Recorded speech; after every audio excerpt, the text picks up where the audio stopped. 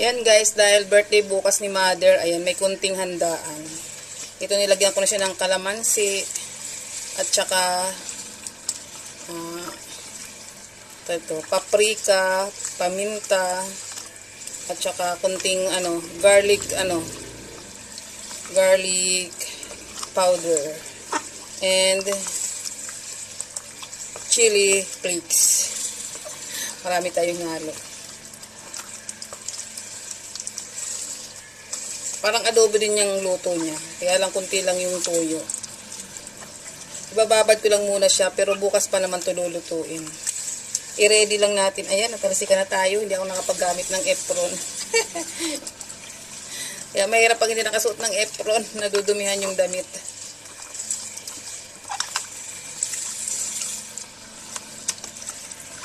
Ayan, para bukas malasa na siya.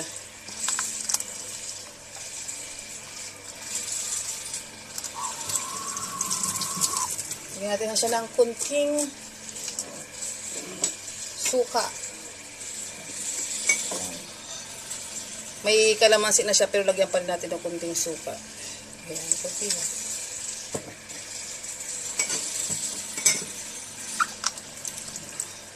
And then, mikos-mikos. Ito naman, ang cute ng aking nabiling eggplant. English tayo, English. Ayan, itong nabili nating eggplant, ang cute. Ayan tingnan mo. Ang liliit. Ayan, 60 daw ang kilo. Hugasan natin bukas, piprituhin ko lang dito. Kasi magdadala yung aking pamangkin ng buro. Tama-tama. Yung buro, alam niyo ba, yung nakakain ba kayo yung buro ng galing sa Pampanga? Ayan, tama-tama ito dito sa eggplant natin. Kakupit ng ating eggplant. Tama-tama itong prituhan lang ito. Dapat laga lang, pero gusto nila kasi prito.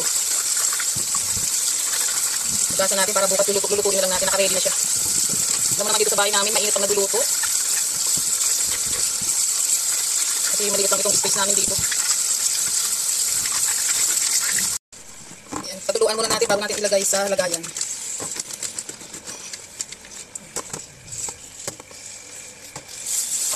At ito naman ang isusunod natin. Tayo ay maggagawa ng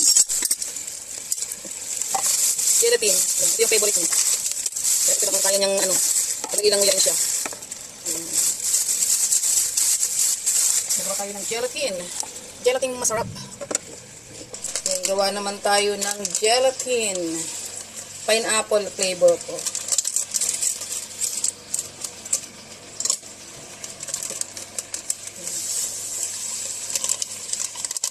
Dalawa. Lagyan natin ng water. 2 liter to. 2 liter ilalagay ko.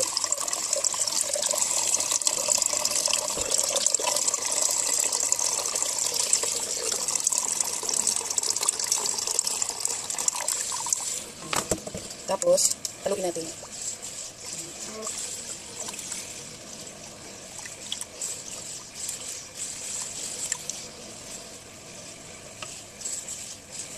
Lagyan natin sugar.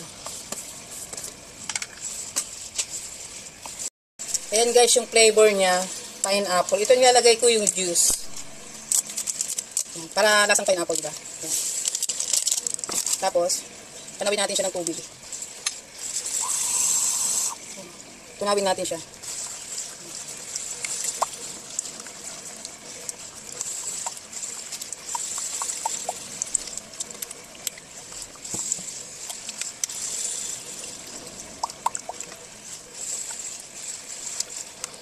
Tunawin natin.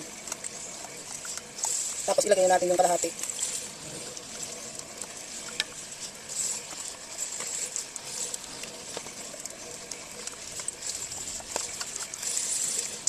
Bukasan natin. Yan guys, yung kalahati lagay ko rito.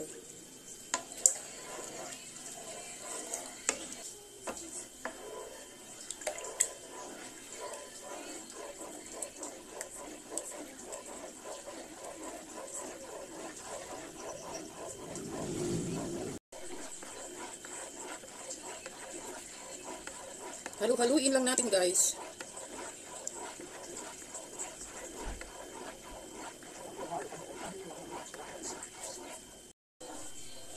Lagyan natin yung flavor. Pineapple flavor.